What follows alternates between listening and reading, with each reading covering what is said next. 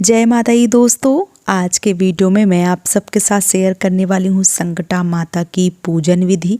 किस प्रकार से संकटा माता की पूजा जो है वो की जाती है और क्या खिलाया जाता है, किस प्रकार से सारी पूजा विधि जो है वो आप सबको इस वीडियो में देखने को मिलेगी। तो आपको क्या करना है, आपको सबसे पहले एक चौक जो है वो डालनी होती है। आप ये चौक जो है वो आटा में हल्दी मिला के भी डाल सकते हैं, या आप चाहें तो केवल आटा जो है, आटे से भी चौक जो है वो बना सकते हैं।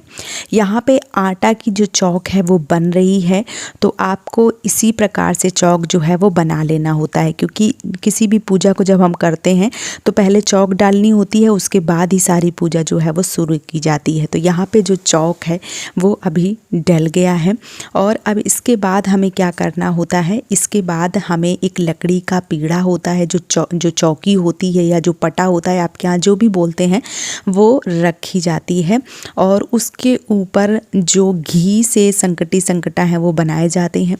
तो एक जो पीढ़ा है, एक लकड़ी का जो पटा है वो रखा गया है, और उसके ऊपर जो घी है उससे संकटा जो है वो बनाए जाते हैं।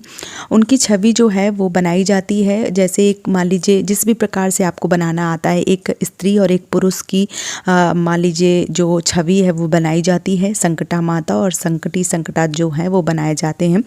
अगर आप घी से बना रहे हैं और आपको छवि जो है वो अच्छे से समझ में नहीं आ रही है, तो आप उसके ऊपर जो आलता है, रंग है या कुमकुम है, सिंदूर, जिसका भी प्रयोग करना चाहें वो कर सकते हैं, ताकि उनकी जो छवि है वो बहुत ही अच्छे से समझ में आ जाए। तो आपको पहले घी से बना देना है, उसके बाद जो कलर है उससे बना देना है, ताकि जो छवि है वो अच्छे से समझ में आ जाए। तो यहाँ पे जो घी से संकटा है वो बन चुके हैं।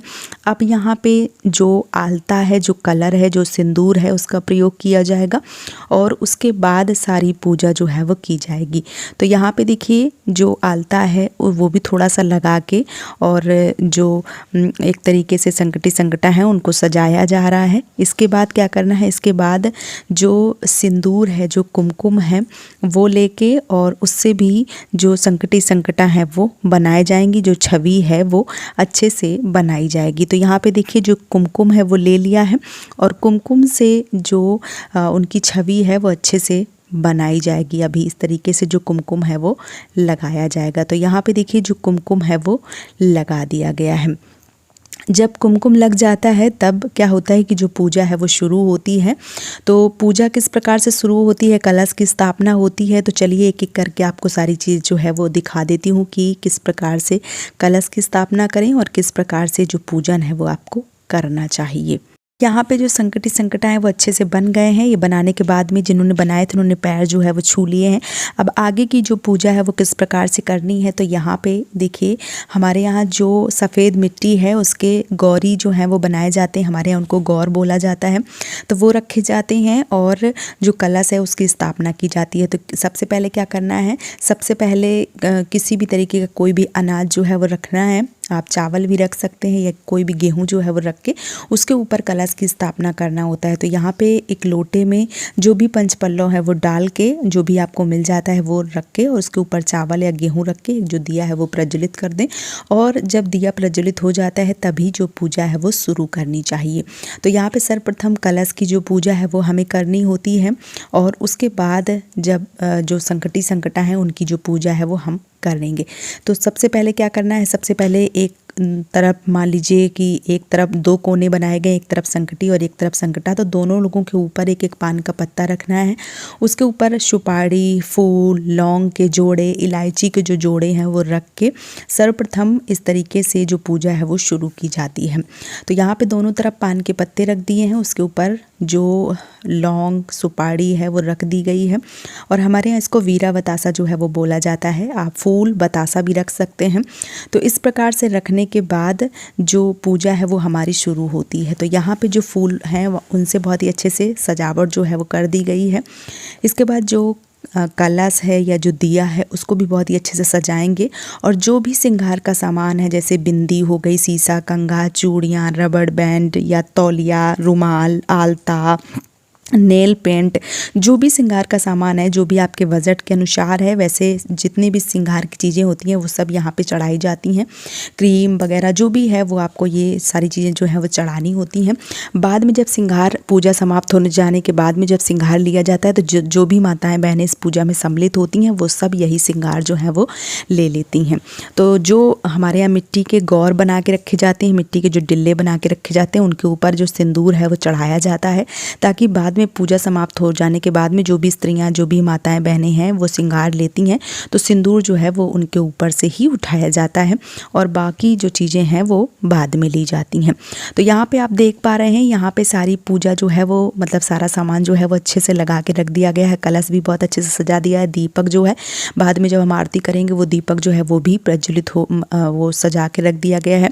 अब सारी चीज़ें चढ़ाने के बाद में जो आलता वगैरह है वो दे दिया जाता है। जो भी माताएं बहनें पूजा में सम्मिलित होती हैं वो आलता लगाती हैं। पुराने ज़माने में क्या होता था, जो भी माताएं बहनें इस पूजा में सम्मिलित होती थी वो अपने घर से किसी भी प्रकार का कोई भी श्रृंगार करके नहीं आती थी। जहाँ जिनके घर में पूजा होती थी वहीं पे सारा श्रृंगार जो है वो बैठ के किया जाता था, लेकिन इस समय ऐसा नहीं है। बहुत सारी माताएं बहनें हैं जो सारा चीज़ जो है वो अपने घर से ही करके आती हैं, बस थोड़ा बहुत आलता वगैरह जो है वो लगा लेती हैं। तो पहले ऐसा नहीं होता था। अभी देखिए इन सारी चीज़ें जो है वो चढ़ा देने के बाद में जो मान लीजिए कि आलता वगैरह है वो सारी माताएं बहनें जो हैं वो लगा रही हैं।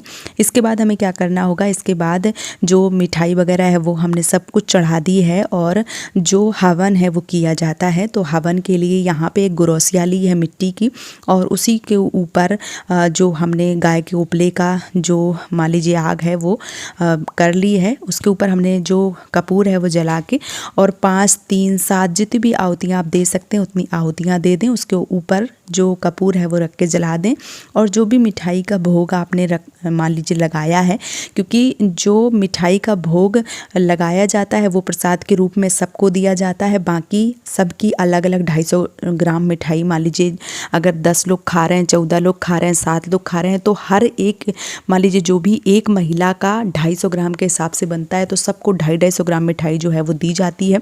वो 250 ग्राम अलग होती है और जो पूजा में प्रसाद में जैसे आप देख पा रहे हैं कि दोने जो हैं वो यहाँ पे प्रसाद के अलग रखे हैं, ये बिल्कुल अलग हैं। ये प्रसाद के तौर पे आप बच्चों को भी दे सकते हैं, लेकिन जो महिलाओं के लिए आते हैं वो किसी को नहीं दिए जाते हैं। तो यहाँ पे सारी पूजा जो है वो समाप्त हो गई है और जो आचमन है वो कर दिया जाता है, क्योंकि जो पूजा है वो समाप्त होने के बाद आचमन जरूर किया जाता है, ताकि आचमन हो जाए तो जो भी संकटा माता हैं वो पूजा में से कहीं मान लीजिए किसी दूसरे घर में भी पूजा होती है तो एक जगह रहना नहीं होता है, वो सब जगह भ्रमण जो है वो करती हैं। तो यहाँ पे सारी पूजा समाप्त हो जाने के बाद में आरती जो है वो करें और आरती जब हो जाती है तब हमें क्या करना चाहिए कि जो मान लीजिए कि कथा है वो सुनी जाती है तो एक फूल और थोड़े से चावल लेके सबके कोछे में डाल के सबको दिए जाते हैं, फिर बैठ के कथा जो है वो सुनी जाती है। तो यहाँ पे देखिए जो फूल हैं वो सब लोग ले रहे हैं, इसके बाद सब लोग बैठ के कथा जो है वो सुनेंगे। कथा समाप्त हो जाने के बाद में इस तरीके से मिठाई जो है वो सबको दी जाती है। आप देख पा रहे हैं इस तरीके से सबको एक एक करके जो भी खिलाती हैं वो सबको देती हैं, फिर बाकी लोग जो खिलाती हैं उनका मान लीजिए सब लोग मिलके उनकी जो ओली है वो भरते हैं। तो यहाँ पे जितने लोग हैं सब लोग मिलके और इस प्रकार से जो खिलाती हैं उनको दिया जाता है। फिर बैठ के जो मिठाई है वो खाई जाती है। जो सबसे पहले खा ले वो सबसे उत्तम माना जाता है। तो ये मिठाई जो है वो आपको ज़रूर खानी चाहिए, बचा के नहीं रखनी चाहिए। मिठाई जो है वो पूरी हो जाने के बाद में सब लोग खाने के बाद में हाथ धुल के इस प्रकार से जो श्रृंगार है वो लिए जाते हैं। तो सिंदूर जो है वो आप देख पा रहे हैं इस प्रकार से जो गौर हैं उनसे श्रृंगार जो सिंदूर है वो लेके रबड़ बैंड, चूड़ी, मान लीजिए जो भी चीज़ें हैं श्रृंगार में चढ़ाई गई हैं, बिछिया वगैरह, वो सब लोग प्रसाद के रूप में ले लेते हैं। जो श्रृंगार हैं वो ले लेते हैं और इसी के साथ जो पूजा है वो समाप्त हो जाती है। तो उम्मीद करती हूँ कि आज का वीडियो आप सबको पसंद आया होगा। वीडियो पसंद आया है तो आप मुझे सपोर्ट कर सकते हैं इस चैनल को सब्सक्राइब करके।